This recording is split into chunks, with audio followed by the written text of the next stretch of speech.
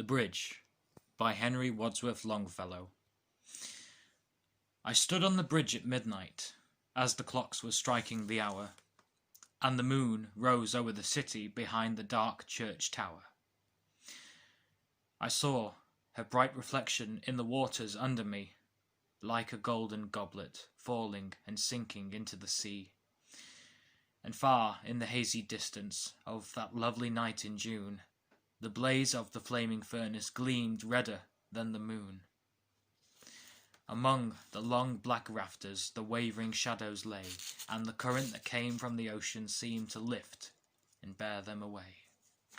As sweeping and eddying through them rose the belated tide, and streaming into the moonlight the seaweed floated wide.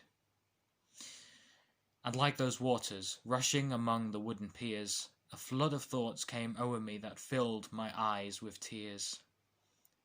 How often, oh, how often, in the days that had gone by, I had stood on that bridge at midnight and gazed on that wave and sky.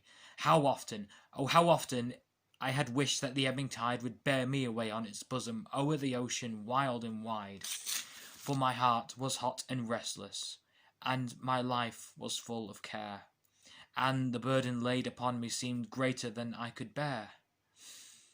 But now it has fallen from me, it is buried in the sea, and only the sorrow of others throws its shadow over me. Yet whenever I cross the river, on its bridge with wooden piers, like the odour of brine from the ocean comes the thought of other years. And I think how many thousands of care-encumbered men, each bearing his burden of sorrow, have crossed the bridge since then.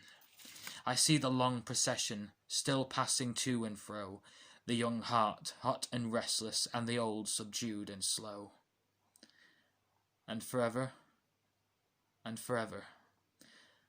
as long as the river flows, as long as the heart has passions, as long as life has woes, the moon and its broken reflection and its shadow shall appear as the symbol of love in heaven and its wavering image here. Thank you.